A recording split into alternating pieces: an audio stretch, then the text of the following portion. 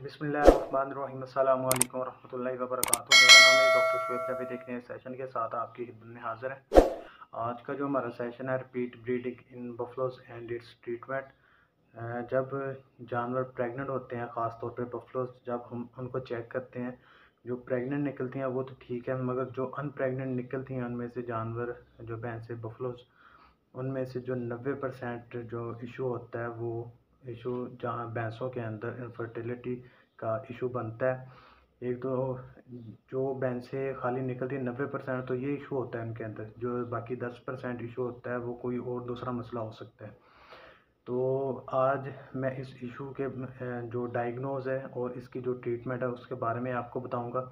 और इसके अलावा जो ये जो इशू क्यों होता है और इसको किस तरह हम रिज़ॉल्व कर सकते हैं, और हमारे जो एआईटीज़ और हमारे जो डॉक्टर हजरात हैं वो क्या इसको प्रिकॉशंस कर सकते हैं, और आगे ये इशू जो है वो ना आ सके। और मैं भी इसके बारे में काम कर चुका हूँ, और आगे जानवर जो है वो प्रेग्नेंट हो सकें। अब जो जानवर मैंने चेक किए जो प्रेग्नेंट थे, वो तो एक तरफ, जो अनप्रेग्नेंट थे, जो जानवर खाली थे, वो जो सबसे बड़ा उनमें से जो इशू था, उनकी जो ओवरी है उसके ऊपर जो सीएल है, जिसे हम कॉर्पस ल्यूटम ल्यूटियम जिसे कहते हैं हम, वो नहीं था, सीएल नहीं था। जब भी कोई जानवर हीट में आता है तो इसकी जब हम एआई करते हैं तो इसकी जो है वो ओव्यूलेशन होती है, एग रिलीज़ होता है, और एग रिलीज़ होने के 5 दिन के बाद जो है वो सीएल बनना शुरू हो जाता है, बन जाता है, और 7 दिन के अंदर अंदर इसकी फुल फंक्शनिंग जो है वो हो जाती है।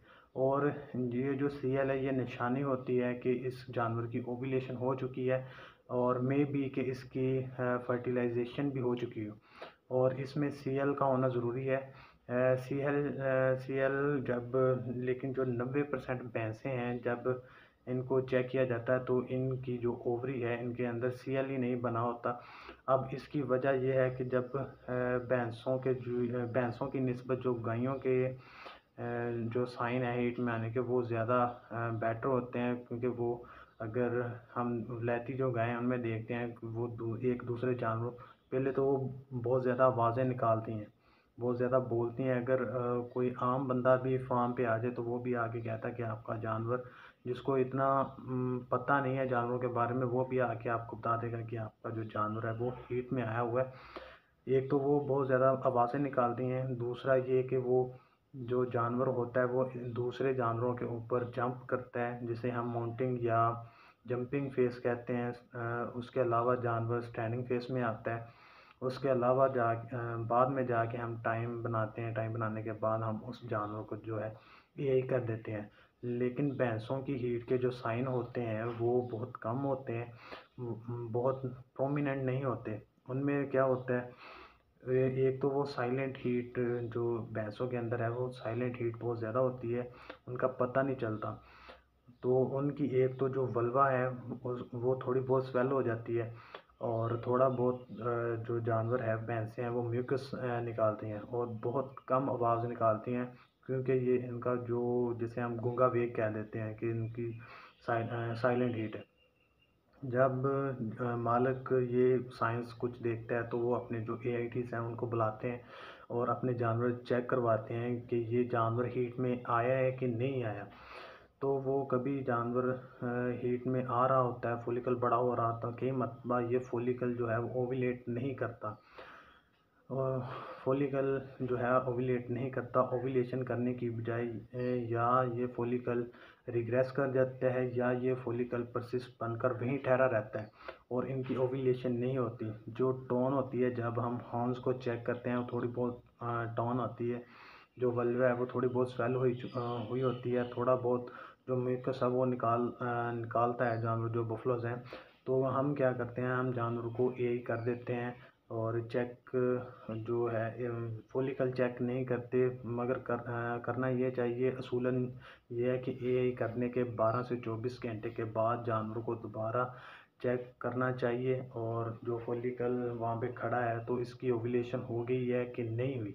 ये हमारे जितने भी एआईटीज़ हैं उनको सरफैक्स से आगे जाना पड़ेगा, ताकि हमें, अगर हमने ज़्यादा से ज़्यादा जो जानवर हैं वो प्रेग्नेंट करने हैं, तो हमें जो सर्वैक्स है उससे आगे जाके हमें जो हार्न्स हैं और ओवरीज हैं उनको हमें चेक करना चाहिए, और ओवरीज के ऊपर जो फॉलिकल है वो कितना बड़ा है। और जब यही कर लिए तो 24 घंटे के बाद दोबारा चेक कर लें कि इसकी ओव्यूलेशन हुई है कि नहीं हुई। ओव्यूलेशन नहीं हुई तो जानवर के जब इंसेमिनेशन भी हो चुकी होती है, हम जाके जानवर को 2 माह के बाद चेक करते हैं तो जानवर खाली निकलता है। जब आप ओवरी चेक करते हैं तो सीएल नहीं बना होता। एक तो सिनेरियो ये है कि मुझे 90% भैंसों में यही मसला नज़र आया है कि उनकी जो ओवरी है उसके ऊपर जो फॉलिकल है, सीएल है, कार्पस ल्यूटेम, वही नहीं बना होता। तो सबसे पहले जो इसका हल है उसमें पहले नंबर पे तो आप जो ओवरी की जो पल्पेशन है वो लाजमी करें। दूसरी बात ये कि जो GnRH है, आप वो डलमारिलीन ले लें या फिर आप कंसप्टाल का इंजेक्शन ले लें। उसको आप कोशिश करें कि जो जानवर आपके चेक करते हैं वो खाली निकलते हैं, उनको आप रूटीन के मुताबिक रूटीन बना लें कि उनको आपने डबल डोज जो कंसप्टाल या डेलमारिलीन का जो इंजेक्शन है वो लाजमी लगा देना है डबल डोज के अंदर। तो जब क्योंकि इनकी पीक नहीं बनती, जब पीक नहीं बनती तो ओव्यूलेशन नहीं होती।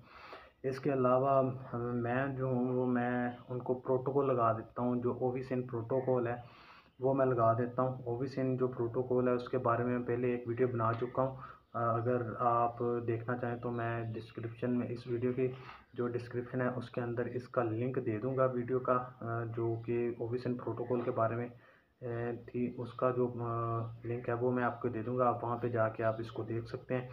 उसके अलावा मैं कोशिश करूँगा कि जो ओविसिन प्रोटोकॉल है इसी के साथ वीडियो के साथ अटैच भी कर दूँ थोड़ा बहुत, तो ताकि आपको कोई मुश्किल ना हो, आप यहाँ से भी देख सकते हैं। तो उसमें ये बल्कि आप थोड़ा सा आपको मैं बता ही देता हूँ। ओविसिन जो प्रोटोकॉल है वो जब पहले दिन आप इंजेक्शन लगाएंगे तो आप कोशिश करें कि पहले दिन जो डल्माविटाल का इंजेक्शन है वो 20 से 25 ml जो है वो अपने जानवरों को पहले लगा लें, और सेम डे ही आपने अपने जानवरों को जो डेलमारिलीन का इंजेक्शन है वो आपने 2 ml जानवरों को लगा देना है। पहले दिन ये हो गया। उसके 7 दिन बाद आपने डलमाजीन का इंजेक्शन लगा देना है, और उसके 48 घंटे के बाद आपने डेलमारिलीन का इंजेक्शन लगा देना है, और 12 घंटे के बाद आपने यही कर देनी है, या फिर आपने जो जानवरों को बुल मीटिंग है वो आपने जानवरों को कर देनी है। तो आपके जो जानवर हैं वो ज़्यादा से ज़्यादा कंसीव भी कर जाएंगे, और आप अगर आप डेयरी चलाना चाहते हैं तो आप कामयाब हो सकते हैं। आप वहाँ पे ज़्यादा से ज़्यादा जानवरों को प्रेजेंट कर सकते हैं। आज तक के लिए इतने, दुआ में याद रखिएगा, 5 वक्त की नमाज़ अदा कीजिएगा। अल्लाह।